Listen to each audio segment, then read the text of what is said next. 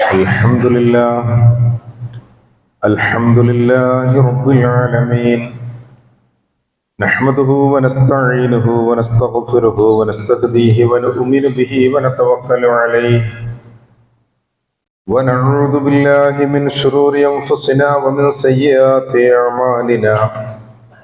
من يهد الله فلا مضل له ومن يضلل فلا هادي له.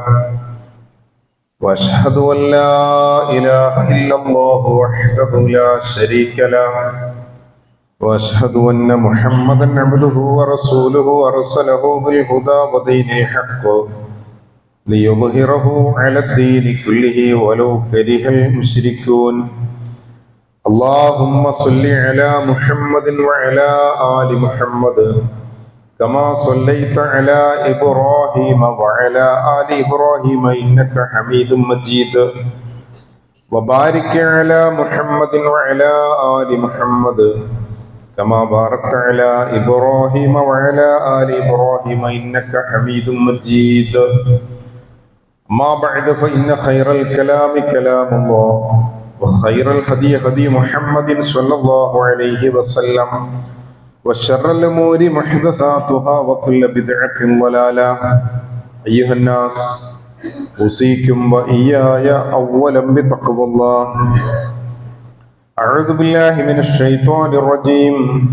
بسم الله الرحمن الرحيم. تبارك الذي بيده الملك وهو على كل شيء قدير. الذي خلق الموت والحياة ليبلوكم أيكم أحسن عملا وهو العزيز الغفور. സ്നേഹ ബഹുമാനം നിറഞ്ഞ സഹോദരന്മാരെ സഹോദരിമാരെ, അല്ലാഹു റബ്ബുൽ ഇസ്സത്തിന്റെ നിയമനിർദ്ദേശങ്ങളും വിധിവിലക്കുകളും ജീവിതത്തിന്റെ എല്ലാ മേഖലകളിലും പരമാവധി പാലിച്ചും സൂക്ഷിച്ചും തഖ്വയോടെ ജീവിക്കണേ എന്ന് ആമുഖമായി എന്നോടെന്ന പോലെ നിങ്ങളെയും ഓർമ്മപ്പെടുത്തുകയാണ്. ഗൗരവതരമായ ഭാഷയിൽ വസിയ്യത്ത് ചെയ്യുകയാണ്. അല്ലാഹു സുബ്ഹാനഹു വ തആല അവന്റെ ഇഷ്ടദാസന്മാരെ ഒരുമിച്ച് കൂട്ടുന്ന ആകാശഭൂമികളെക്കാൾ വിശാലമായ അവന്റെ സ്വർഗീയ ആരാമത്തിൽ നമുക്കേവർക്കും ഒരുമിച്ച് കൂടുവാനുള്ള ഭാഗ്യം നൽകുമാറാകട്ടെ. സൂറത്തുൽ മുൽക്ക് നമുക്കറിയാവുന്ന അധ്യായമാണ്. അതിന്റെ ആദ്യ വചനത്തിൽ എന്റെയും നിങ്ങളുടെയും ഒക്കെ ജീവിതത്തിന്റെ ബേസ് ആയി അള്ളാഹു നിശ്ചയിച്ച ഒരു കാര്യം നമ്മളെ പഠിപ്പിക്കുകയാണ്. എന്തിനു വേണ്ടിയാണ് നമ്മുടെ ജീവിതം എന്ന ചോദ്യത്തിന് നമുക്ക് ഓരോരുത്തർക്കും വ്യത്യസ്തമായ ഉത്തരമുണ്ടെങ്കിലും പരിശുദ്ധ ദീൻ നമ്മളെ പഠിപ്പിക്കുന്നത് അള്ളാഹു ഭൂമിയിൽ മനുഷ്യനെ സൃഷ്ടിച്ചിട്ടുള്ളത് ഒരു പരീക്ഷണത്തിന് വേണ്ടിയാണ് എന്നാണ്. ആകാശഭൂമികളുടെ അധികാരസ്ഥാനം അള്ളാഹുവിനാണ് എന്നാണ് അൽ മുൽക്ക് എന്ന് അതുകൊണ്ട് ഉദ്ദേശിക്കുന്നത്. അവനാണ് ജീവിതത്തെയും മരണത്തെയും പടച്ചിട്ടുള്ളത് എന്ന് പറഞ്ഞതിന് ശേഷം ആദ്യം ഖലഖൽ മൗത, മരണത്തെ പടച്ചത് അവനാണ്.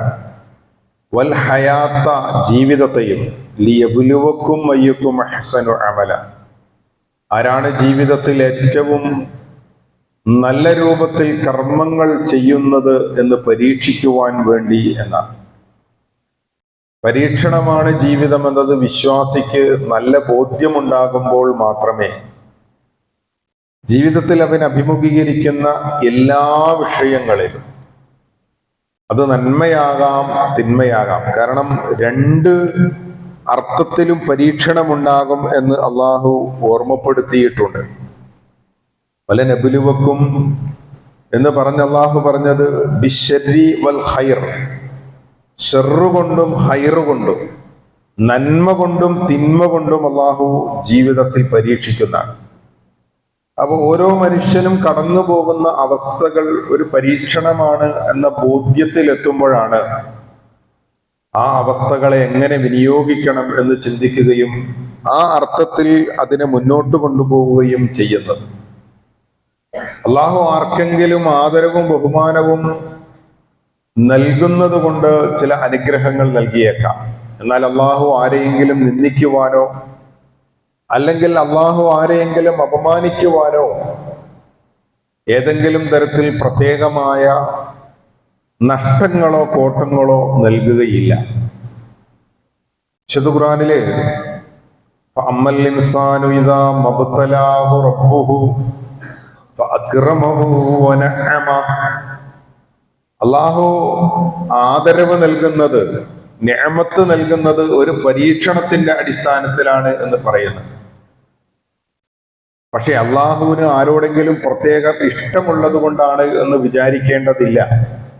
എനിക്ക് ആരോഗ്യമുള്ളത്, സമ്പത്തുള്ളത്, സൗഖ്യമുള്ളത് അള്ളാഹ്ക്ക് എന്നോട് എന്തോ പ്രത്യേകമായ ഇഷ്ടമുണ്ട് എന്ന് ഞാൻ വിചാരിക്കേണ്ടതില്ല.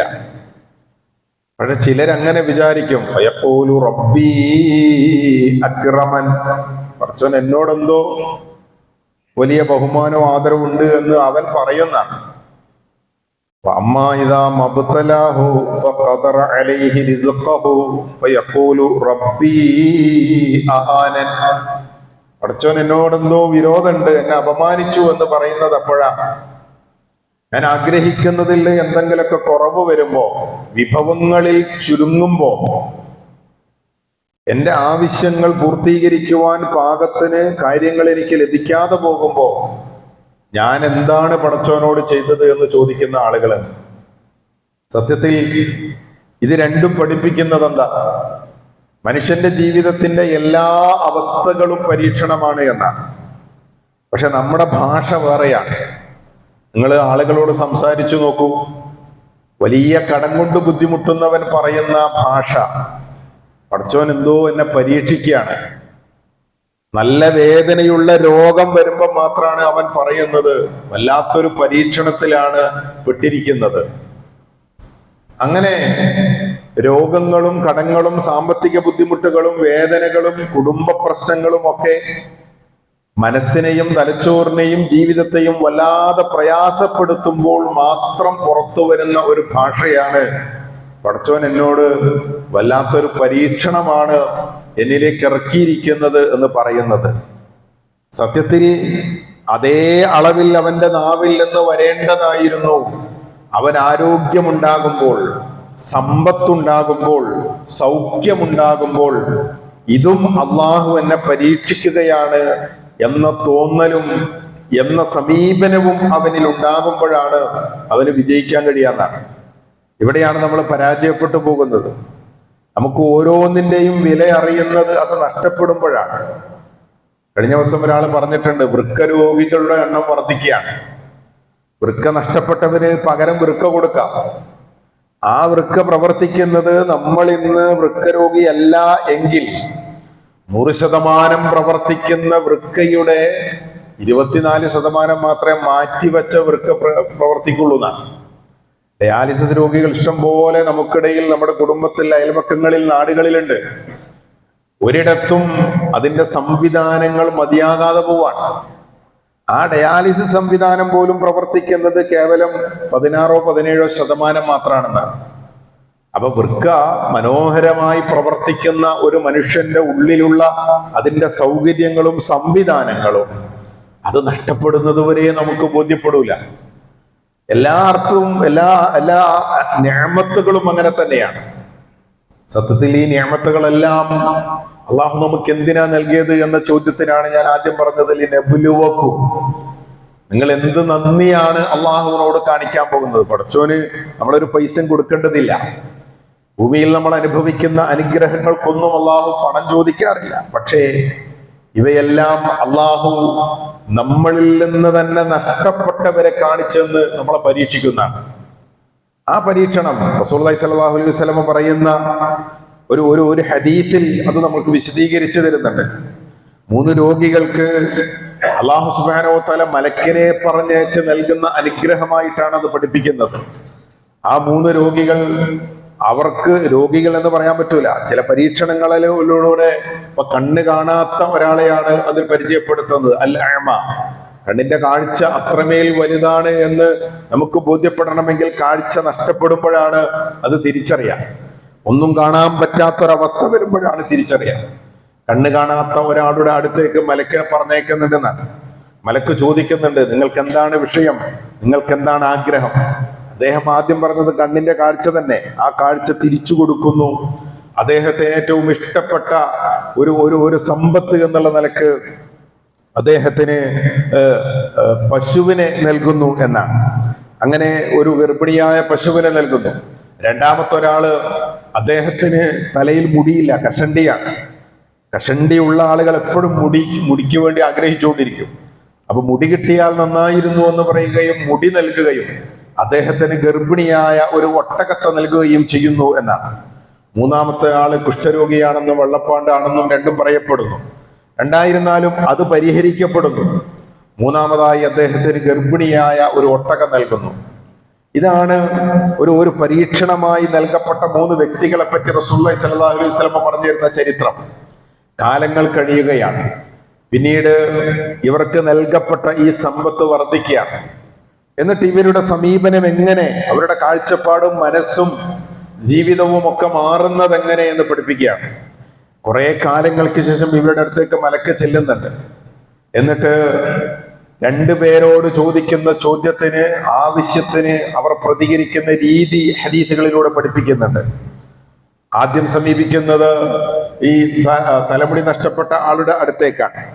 മലക്ക് അദ്ദേഹത്തിന്റെ അടുത്തേക്ക് പോകുന്നത് തന്റെ കയ്യിലുള്ള യാത്രാ വിഭവങ്ങളെല്ലാം നഷ്ടപ്പെട്ട ഒരു മനുഷ്യന്റെ രൂപത്തിലാണ്, ഒരു ആവശ്യക്കാരന്റെ രൂപത്തിലാണ്, ഒരു ദരിദ്രന്റെ രൂപത്തിലാണ്.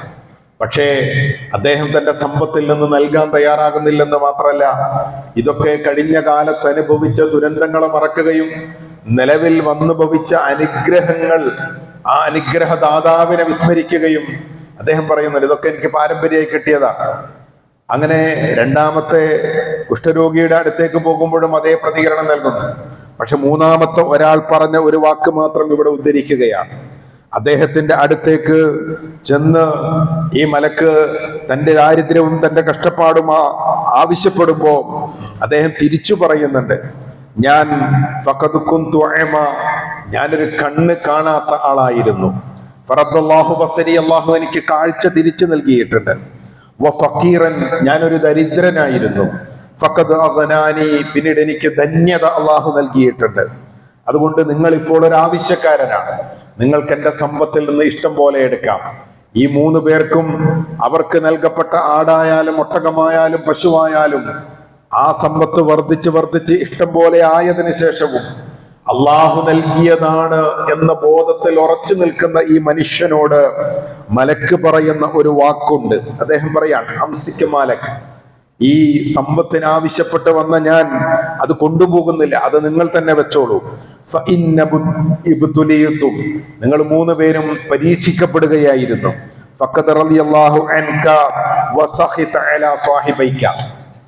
നമ്മുടെ വിഷയത്തിൽ അത്രയേ പറയേണ്ടതുള്ളൂ.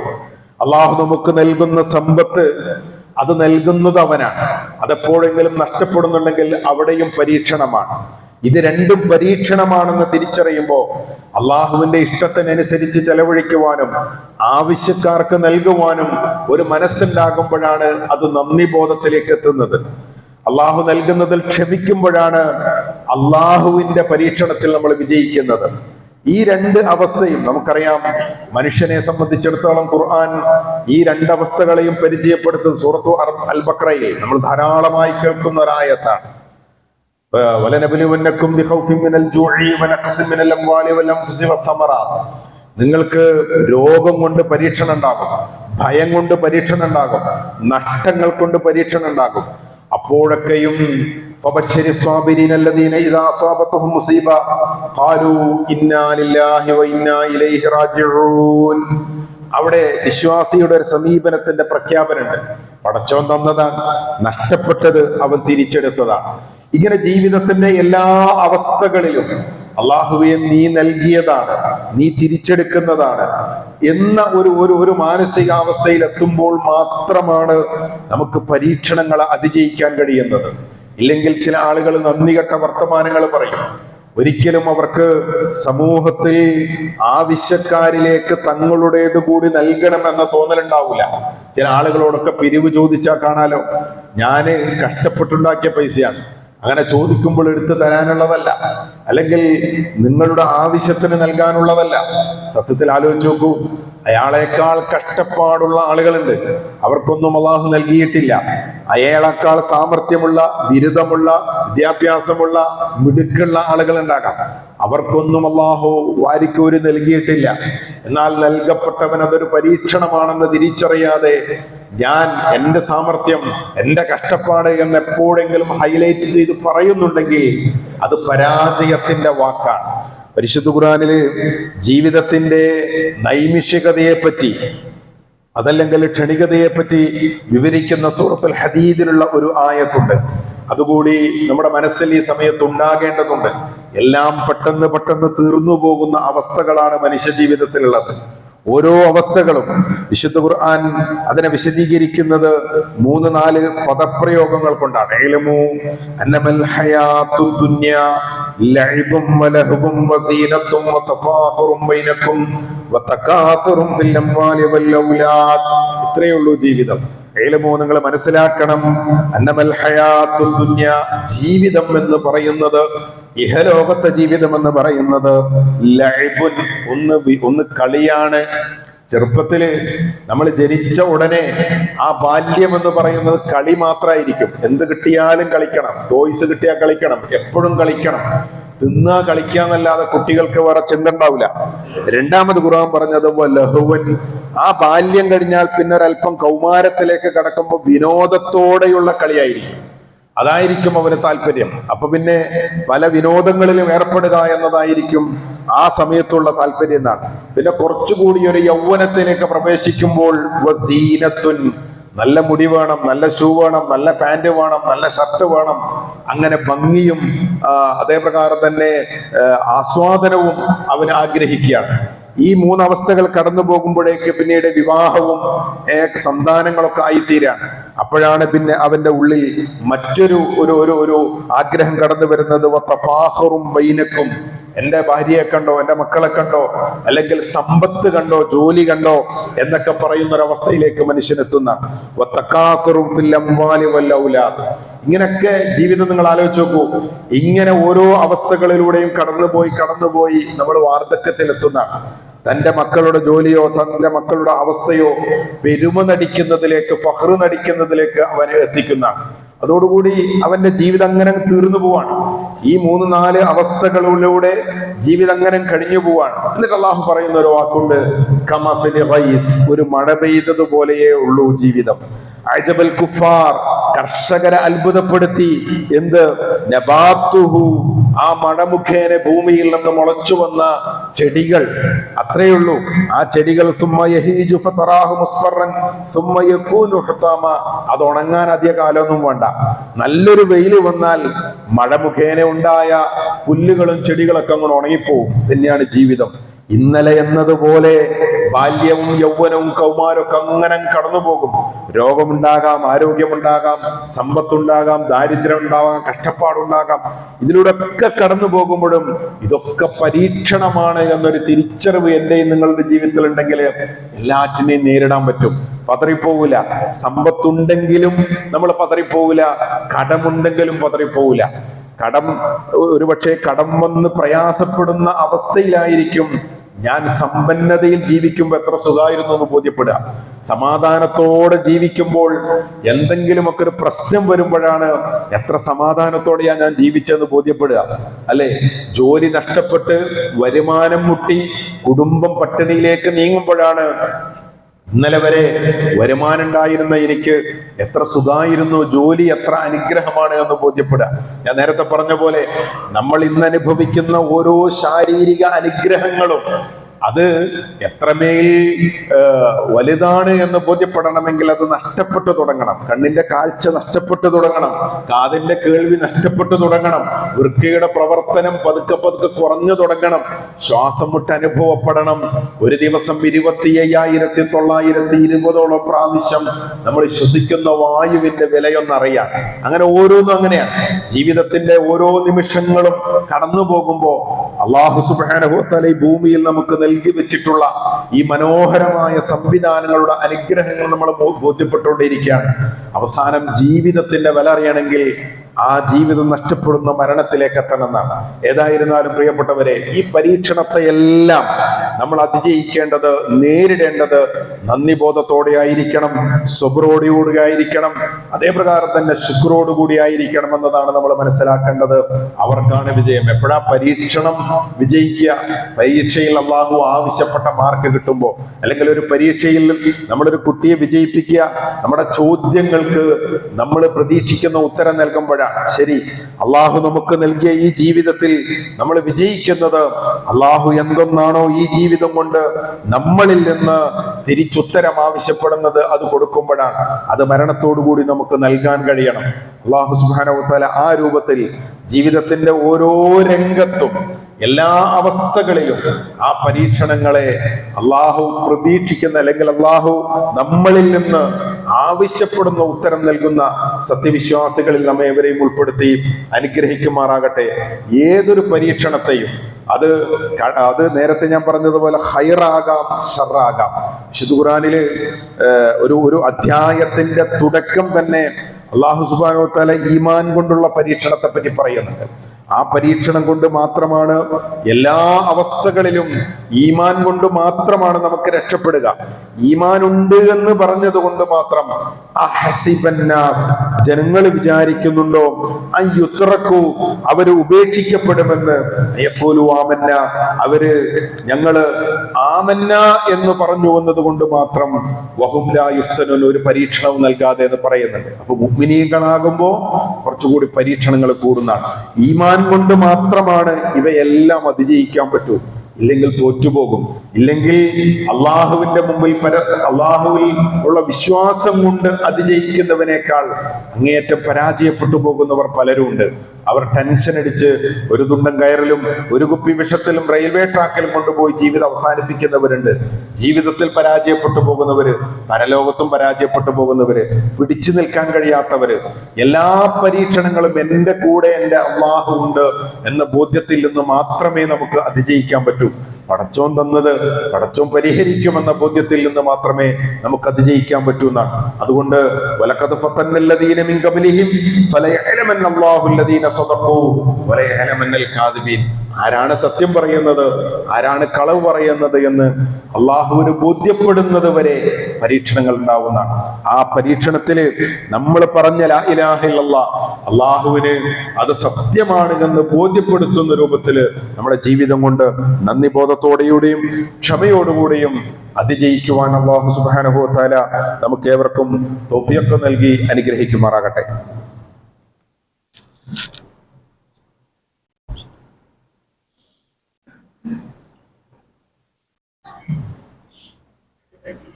ഇന്നൽ ഹംദുലില്ലാഹ് വസ്സലാത്തു വസ്സലാമു അലാ റസൂലില്ലാഹി വഅലാ ആലിഹി വസഹ്ബിഹി അജ്മഈൻ. അമ്മാ ബഅദ്.